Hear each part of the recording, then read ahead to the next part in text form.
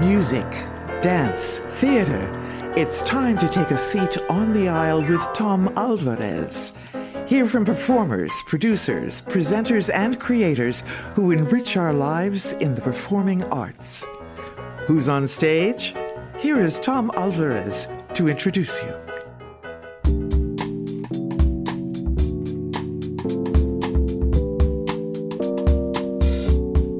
Hello, and welcome to On the Aisle with me, Tom Alvarez. My guest today is jazz pianist, educator, and recording artist Monika Herzig. Join me now as I go on the aisle for my conversation with Monika.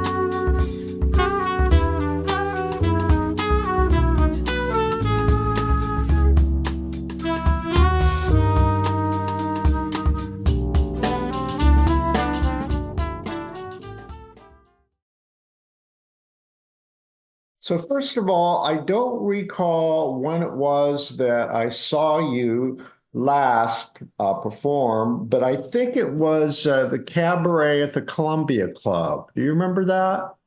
That's a long time ago. I know. And as you know, they've moved to their own space some time ago. So I was trying to remember, and I'm sure I was there to review it, but yeah, it's been a while, but I keep track of you because, I think we're Facebook friends, but beyond that, I've seen a lot of your press and everything else. So I'm sorry that, this podcast will air after the fact of this tour that you're going on. But for our listeners, tell us about it.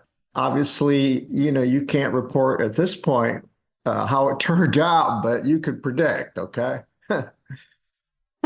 Well, I hope I can predict, but yeah, this is a very, very special occasion. This is my group that I call Sheroes, and the reason why is because it's something I started 10 years ago. I put together an all-star, all-female instrumentalist jazz group with a purpose, because, if you close your eyes and imagine a jazz band on stage, I bet what you're seeing inside, what you imagine is not how we look like.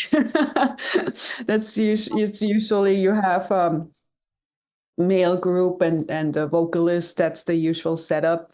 So I realized with all the research that I do too, that one of the most important aspects, if we want to slowly but surely change those perceptions, we need strong role models on stage. So the purpose of this group, so this is actually a very large group. This is so for the recordings, it's 7 of us, and it's an all-star group. They're mostly based in New York.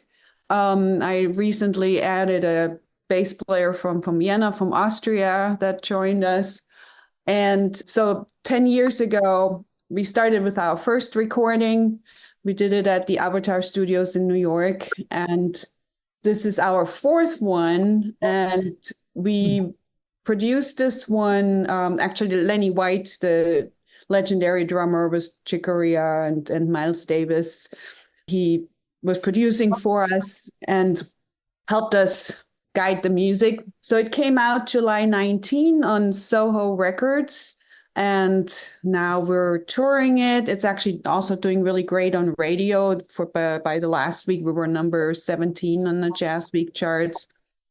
And this first tour, we have the US tour, and it's through Indianapolis, the Jazz Kitchen, and Cincinnati, South Bend. We're going to Cleveland, and then we'll close at the DC Jazz Festival and the Detroit Jazz Festival. So it'll be really great to get this powerful group on those very, very large stages. Well, that's exciting and also impressive that you're going to have that kind of exposure.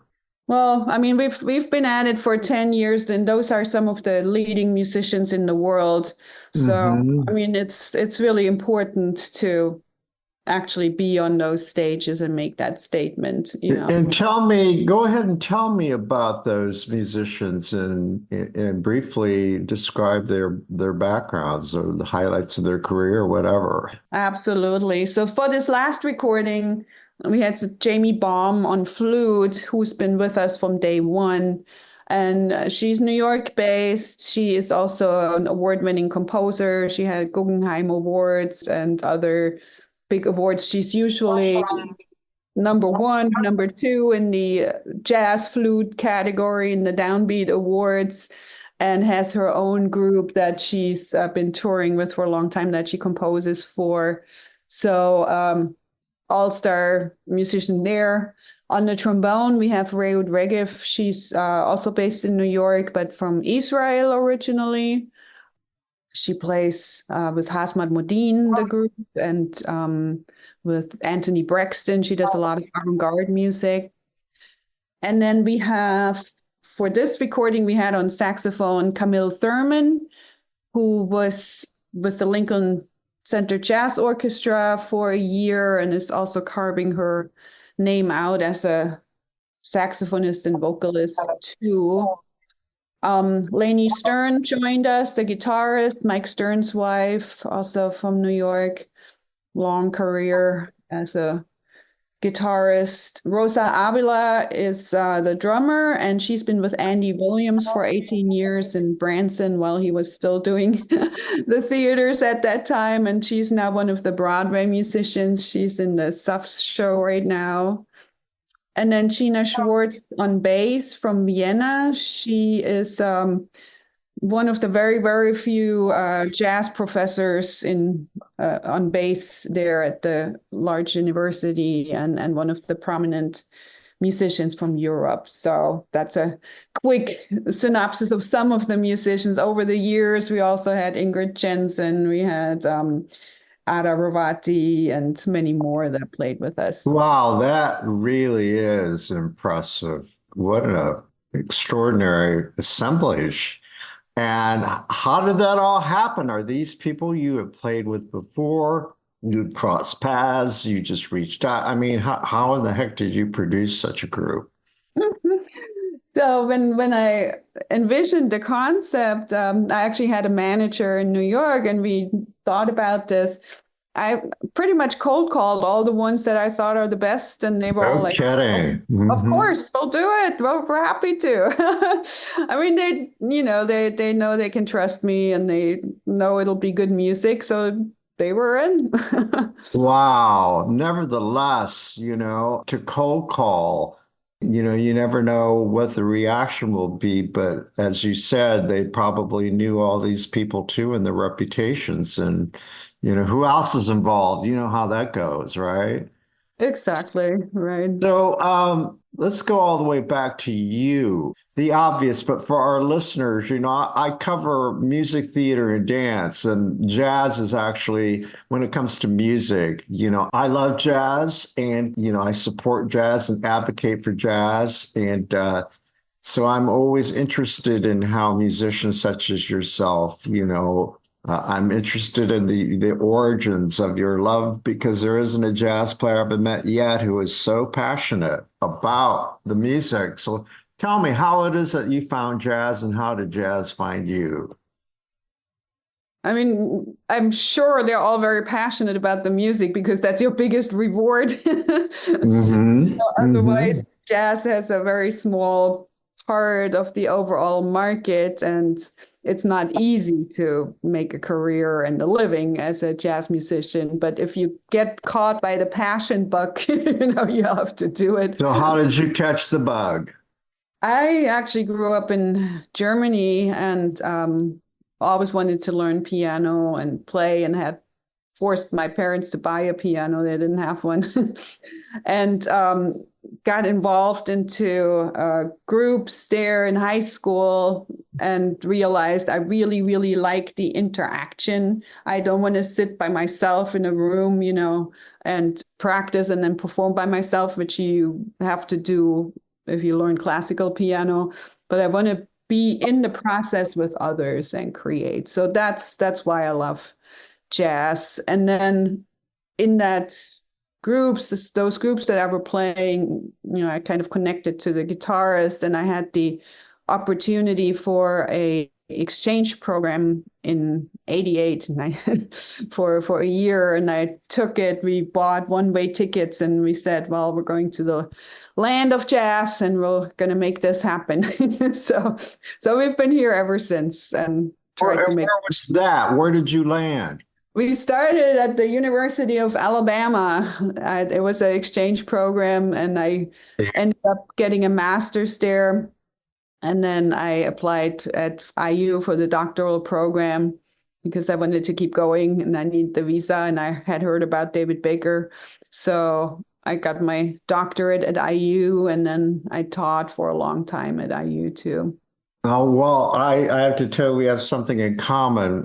Back in the 70s, I believe it was, I was working in television and I made documentary films, and David Baker was a subject of one of those documentaries. And he, oh my gosh, what an amazing human being, much less, a jazz master, and I'm sure you'll agree, iconic. Any jazz musician I've ever talked to, when I drop that name, everyone knows who he is, worldwide, right? Well, I ended up doing a book on him that came out in 2011 for Really? his birthday. We can do a show on David Baker. Of Hello. course we can. Yeah, it's on IU Press. Wow. You can find it. But it was, I talked to a lot of people all over the world, and there was a general agreement, Remarkable. So, but back to you. I have a question. What is it that Europeans and Germany in particular, how were they introduced to jazz, and why do they love it as they do? Well, jazz is a worldwide language in the meantime. I often find that here people think, how in the world do you hear it? I mean, the touring circuits are, since the 20s, are the world. So all the musicians are everywhere, and you hear it everywhere on the radio. So you hear it everywhere, and everybody plays it. And there's a lot going on in Europe, I would say, in terms of really interesting directions in jazz that they're much more sophisticated than Americans, I believe. Well, it's just different backgrounds and different ways of putting things together. But there's some directions that are really pushing jazz in new ways forwards that we don't see yet here. So it's really interesting. Oh, really? So they've not only started with appreciating it, they went on to create their own. And we don't hear it as much as they hear us. Is that correct? Yeah, right. I mean, that's actually about all music. The American music export and market is so dominant around the world that it goes everywhere. But there's very few things that make it here. You have to go to other places. So often being here, you're not even aware about all these really cool directions and combinations all over the world because they don't make it in this market. They're not integrated.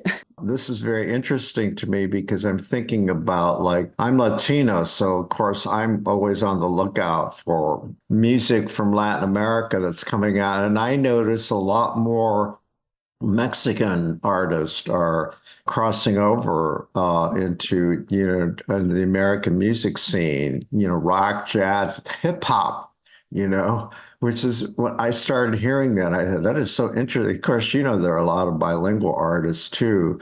And I'm hearing, because I seek it out, German, French, Italian, they've all got music scenes too that we don't even know about. It's very interesting.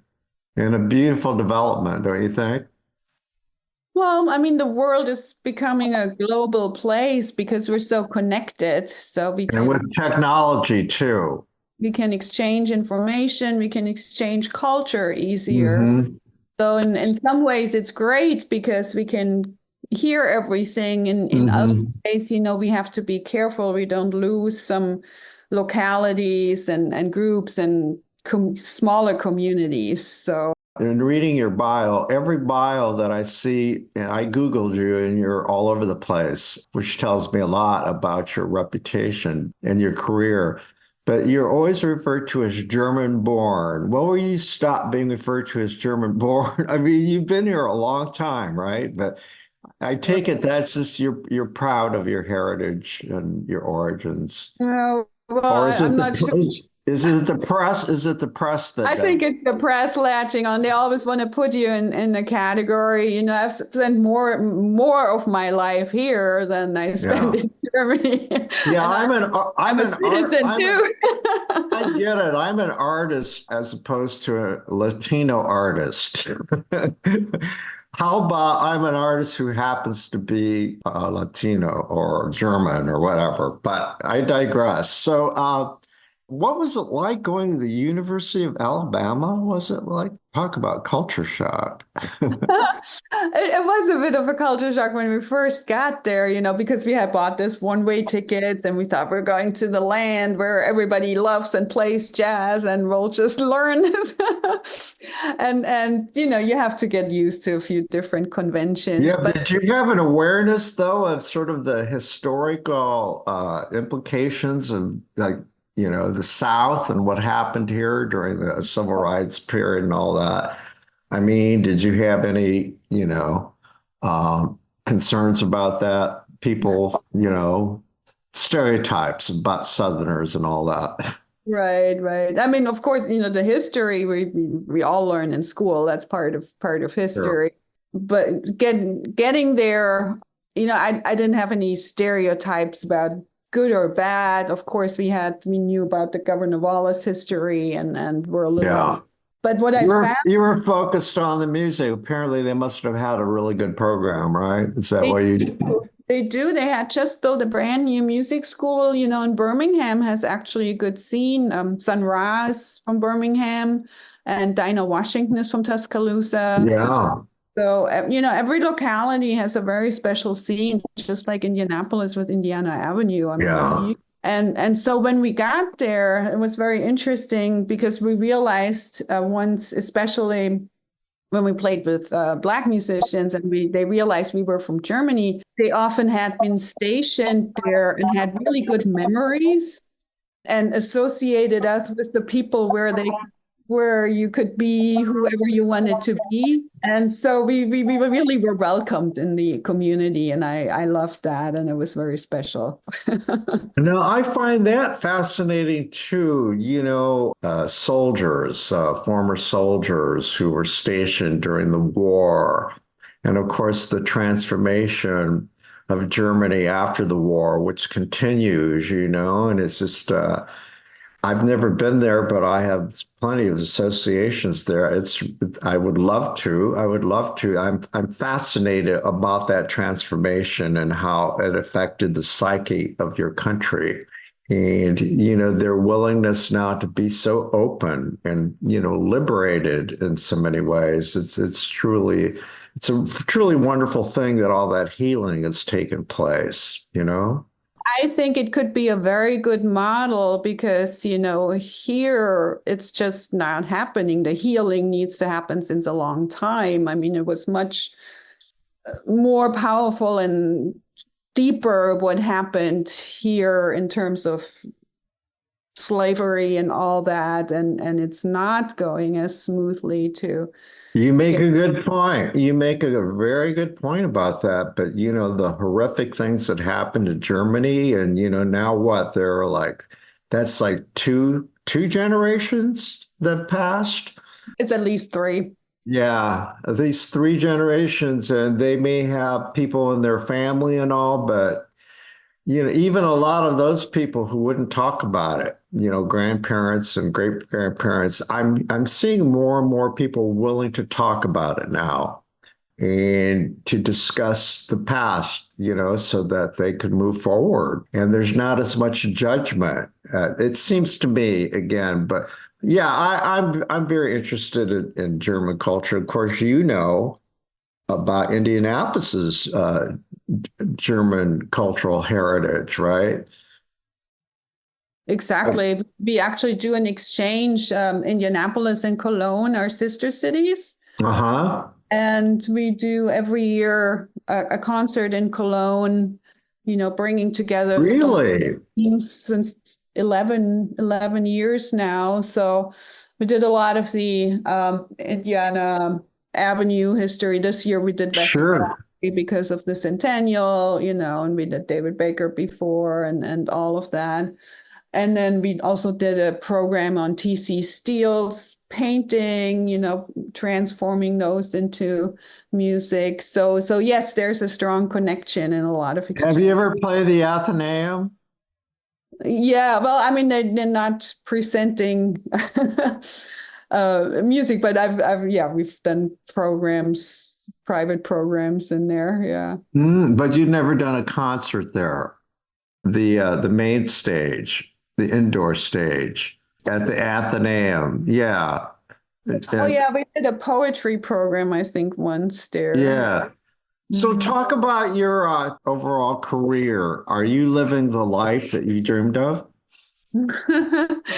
Yeah, well, as I mentioned, jazz is a very small economy. It's some of the people with the highest education and the highest skills and the most time invested, but the financial rewards are the smallest. So I've been also always teaching, which I love to do. I've been teaching for IU for 25 years. And 2 years ago, I took a job in Vienna as a professor of artistic research. So I'm spending half of my time there and just jumpstarting projects that focus on artistic work in a reflective way. And it's super, super special to be able to do that. Well, it's been a while, as I said, since I've heard your music, but it occurred to me, well, of course, I can't have you guest on the show without giving listeners a taste of your music. So, I'd like to play some pieces, By the way, I need to let the audience in. And what was the piece that we heard right after the introduction of this episode? What was that piece? So at the beginning, we actually heard the title track of this new album. It's called All in Good Time. And it features Camille Thurman was the saxophone soloist on that. Okay. And so this next piece that we're going to hear, tell me about it. So we're going to listen to another one of my compositions. It's called Right Now. And it combines some of the swing and modern grooves. Okay, let's listen.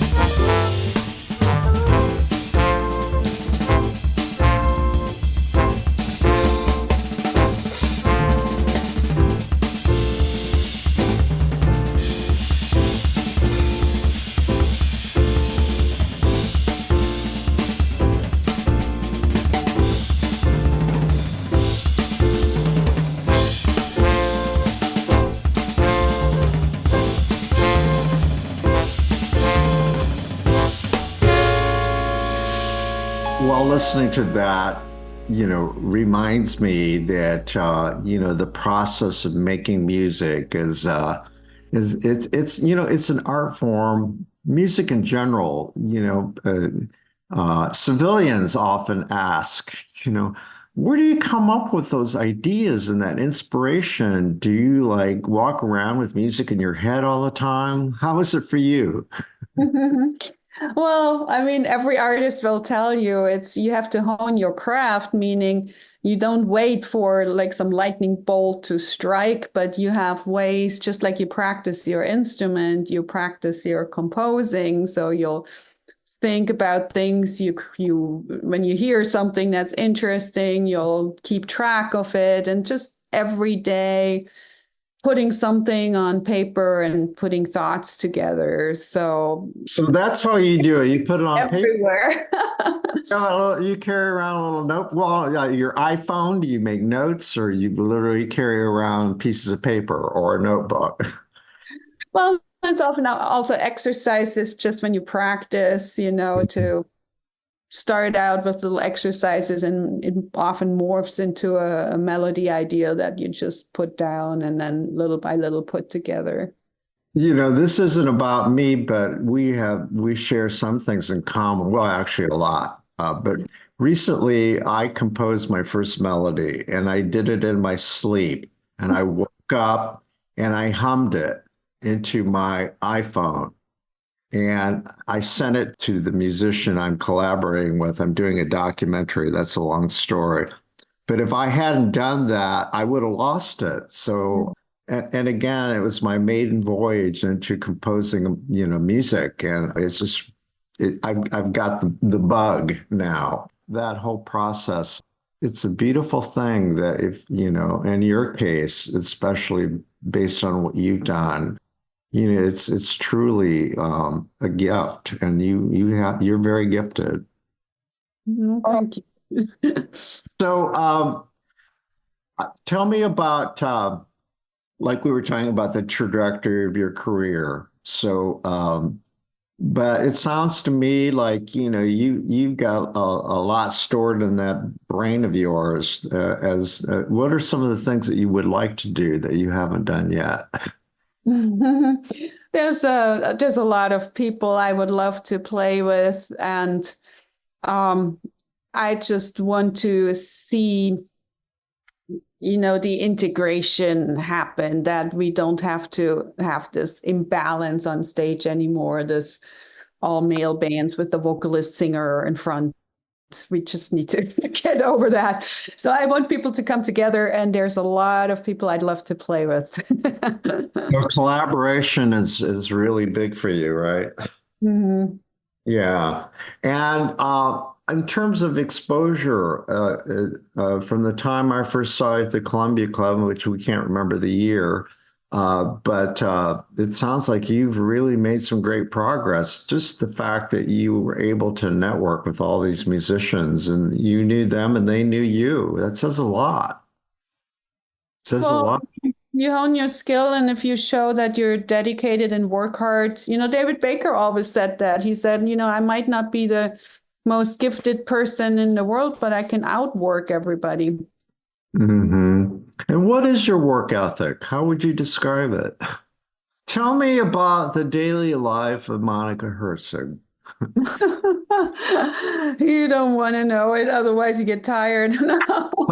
No, really, I'd like to know. I Well, mean, I do usually start. I'm a runner, so that gets me going in the morning. So I'll do my running. Mornings are practice time usually. So, and tour. do you find running to be a meditative experience? I used to be a runner, so I used it to meditate, problem solve, and I did some of my best work running, you know? Well, it's, the way your brain works, just like you said, the melody came to you in your sleep, is you have to let it connect dots freely.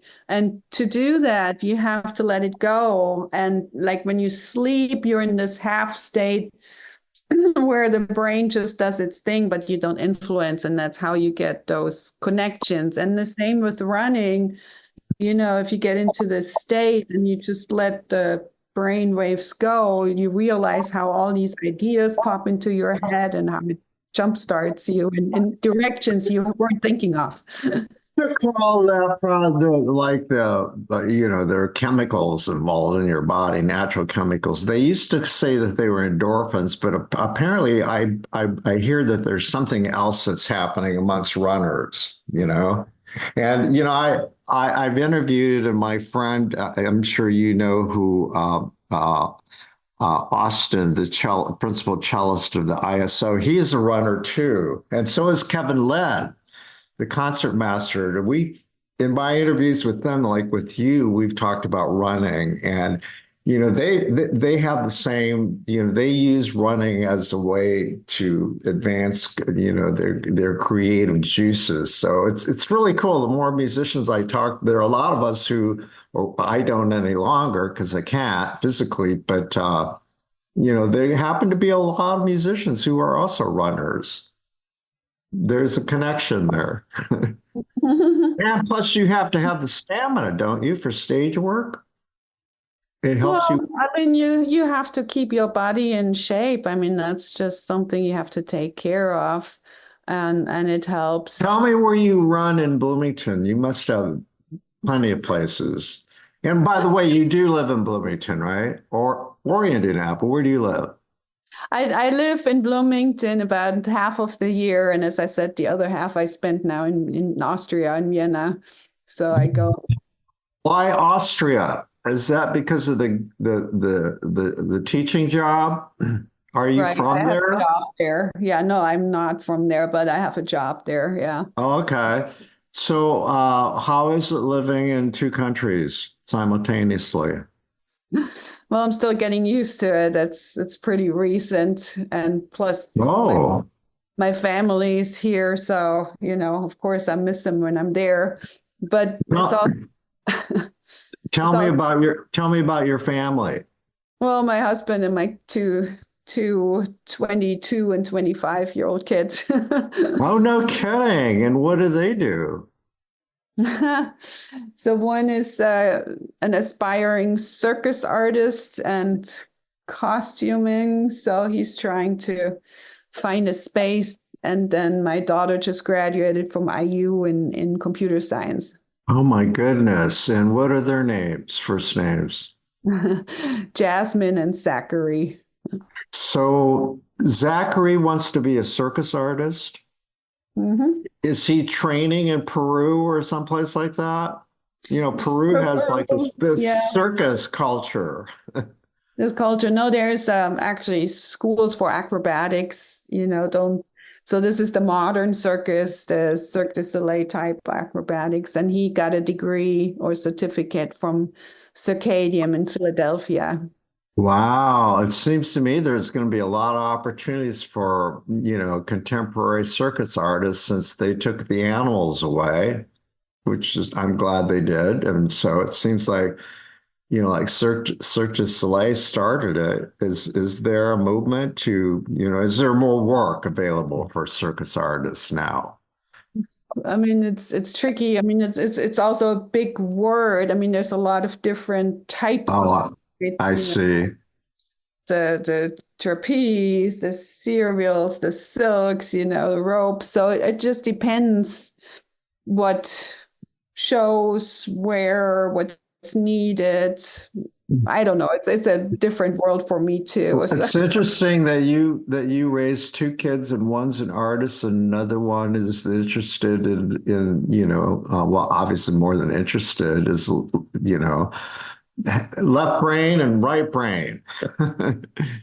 And did you kind of like you didn't did you encourage them to go into music or you just let them do what they wanted to do with no pressure?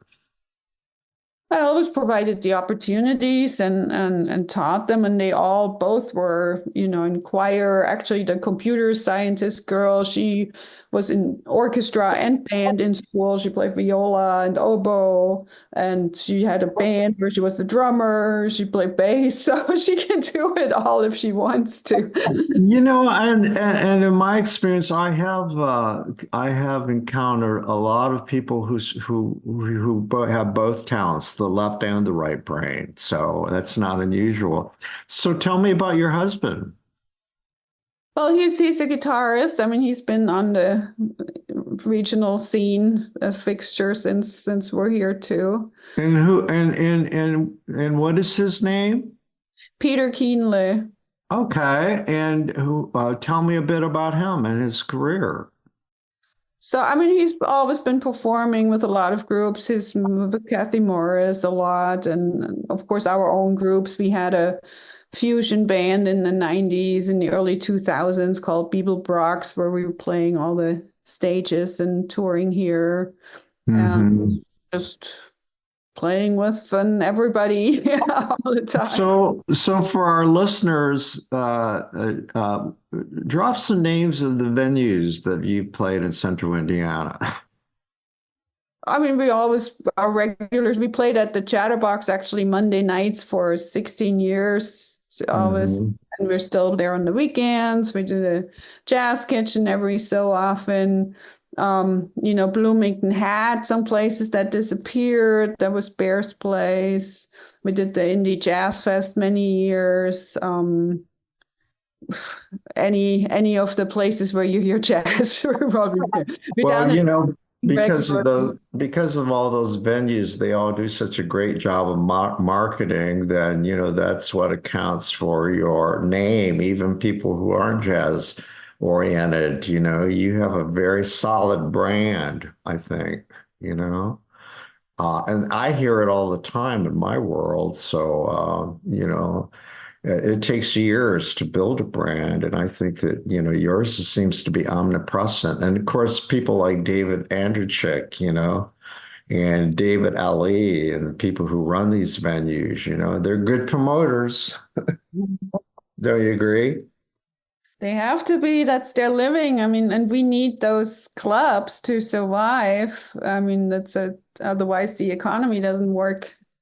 Well, I try to cover as much jazz or, talk to jazz artists as I can. And you just remind me of what a wealth of talented people we have on the jazz scene here in Central Indiana. So let's listen to another piece of music that you sent. So what is this next piece that you brought? We'll listen to one of the bass player's compositions behind its influence with the thought of Nick Drake's music and that atmosphere and his Things Behind the Sun song. It's not a cover, but just in the thought. Mm-hmm. Second okay. line. Well, let's hear it.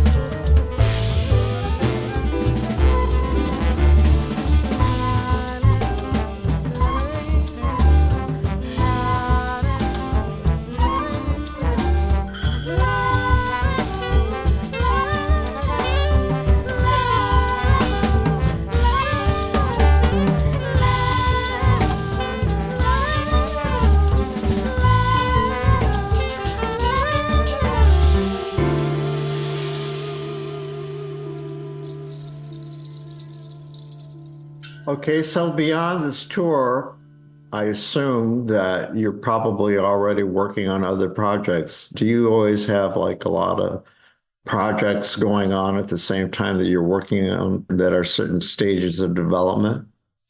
Yeah, I mean, since they all take so much time, you're always thinking ahead.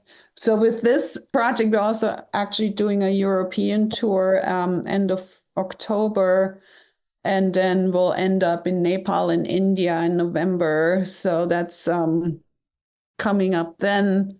And then in my position as professor of artistic research, I was actually able to just receive one of the large European Union grants to do a similar compilation project that Tara Lynn Carrington did for the Berkeley Press with the 101 news Wow, stations. congratulations. Yeah, so for the next 4 years, I'll be putting together this compilation of lead sheets by European women composers, and pull that. How about recording?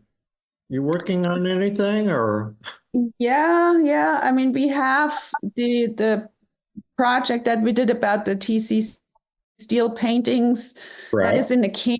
I just haven't figured out yet how to put it out because I need to put the visuals with it. It doesn't make sense, only the audio. And then I really want to do some trio recordings, but I have to find the right people and get some money back because I'll be broke after those tours. And TC Still, are you inspired by visual art? Is visual art, are you a fan? Um, I wouldn't say I'm like a fan on all. I very much appreciated it, but for this special project, we wanted to, look at some Indiana legacy. It was part of the exchange project, and TC Steele is a very important connection figure because he studied in Munich, he landed in Oh Cologne, my goodness, that's and okay. he was sponsored by the German beer people from Indianapolis who wanted him to succeed. And he brought together all these artists then in Nashville, Indiana, because they followed him down there once, he started establishing that So scene. once again, there's a German connection to Indiana that's, it's astounding when you think about all the connections, right? And well, of course, you living in the Bloomington area, his home, have you spent any time there, which is now a museum? Right. It's called the House of the Singing Winds. And that's what we also called that project. And Oh, okay. Okay. And are you familiar with the Brown County Art Museum? By any chance, do you have a connection with them? I Because did. they have TC Steels there, I believe. They have these steels. IU has a few, and I did quite a few programs down at the Brown County Art Museum. And yeah, they're great, great group. Yeah. Any other projects in the works? Yeah, well, I mean that 4 year European Union project gonna keep me busy for a Where, while. where, where are some of the Hopefully, European tour stops that you're going to make? we'll actually start in Austria. We'll do Graz, and then we'll go to Passau, and then we'll do Vienna, the Porgy and Bess Club. Then we'll go to Germany, 2, 3 clubs, and do a Jazz Girls Day. Then we'll do a festival in Madrid, in Spain, and then we'll go to Nepal for a week, and then end up in New Delhi. Wow. Wow. You are doing some incredible stuff. I'm really happy for you that, it sounds like your career is flourishing. Although, as you say, it's a limited market and that you're able to do that to make a living. But, sounds like you do it for love, right? If I wouldn't love it, there would make no sense to do Yeah. it. So is there anything that I haven't asked you that you want to share with the audience about your work? Well, I just couldn't consider when you think something is interesting or important, then support the artist, the best way is, for example, that new album. I hear a lot of people say, "Oh yeah, I'll stream it on my service." But the best thing you can do to support is go directly to the artist's website and connect and support by Okay, so sharing people with can, some friends or tell me how people can find you, reach out to you. You have a website, social media, I presume. Tell me your website address, share your website address and all your handles for your social media. So just to make sure, my name Monika is spelled with a K. So it's Yeah. Nika Herzig, Herzig. So if you look Mhm. for Monika with a K, Herzig.com, or the handles or on these Facebook and Instagram, just look for Monika Herzig. You can't miss me. Do people often mispronounce your last name, Herzog? Yeah, all kinds of things. Even the Jazz Kitchen managed to misspell it on the big banner that they had over the last months. They made a Yeah, well, that happens with my last name too. People get freaked out when there's like what they consider a non-American name, you know what I mean? So, well, this has been a delight talking to you. I feel like it's been too long. Oh, I mean, it's unfortunate that we didn't cross paths before, but I promise you I will stay in touch and hopefully I can come see a live performance. When will you next be playing in a venue in Indianapolis? Do you know? I'll be back in December and I will do the new club Sarah's Soiree in Noblesville in And what December. is that? I've not heard of that. What is that place So called? it's called Sarah's Soiree, and she opened a little while ago, and she's doing really great things. I mean, she's featuring jazz every night and lots of really cool groups. Sarah's Soiree. Yeah, Interesting. In Noblesville. in Noblesville, yes. Are you on the website right now? Do you know? So No, maybe people could look it up, our yeah, listeners. they'll find it. Find Sarah's Soiree. She's very prominent on Facebook too, and always announces the shows. So we'll be there December 18th and the 28th for sure. And then there'll be more things. You often find us down in West Baden too on the weekends. Okay, well, I know that you've got a pack or something to get ready for your tour, so I'm not going to take any more of your time. It's been an absolute delight chatting with you, and we're going to hear one more piece to close out the show. So, what is it that we're going to listen to? So we're gonna do Parade of Sadness, which is one more of my tunes. And I called it Parade of Sadness because it's in the key of D minor, and they say D minor is the saddest key there is. But it's Mhm. a upbeat New Orleans type groove, very fun. So it'll get us parading around the room. And what's the inspiration for this work? It's there's a lot of unison melodies and challenging melodies, so it's a good practice piece, and I love the New Orleans grooves. Well, let's listen to it.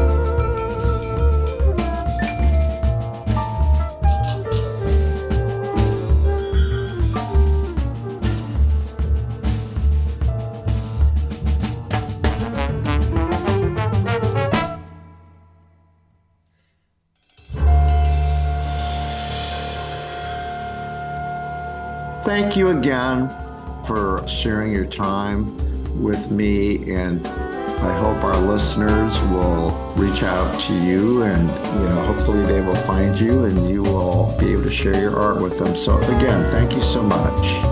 I'd love that. Thank you.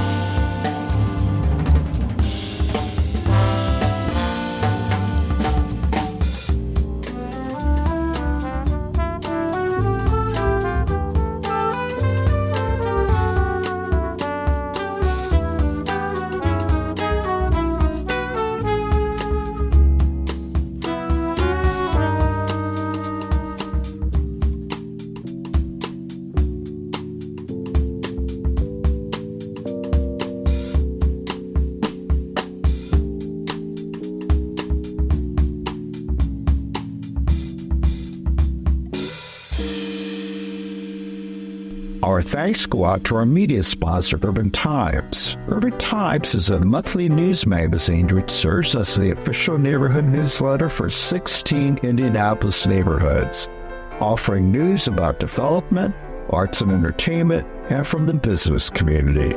Who will take center stage on the podcast next? Your seat on the aisle with Tom Alvarez awaits. Follow Tom on Facebook, Instagram, Twitter, and TikTok, and make sure to visit tomalvarez.studio. Watch Tom every other Thursday on Lifestyle Live on Wish TV, and make sure to listen every week here on the All Indiana Podcast Network.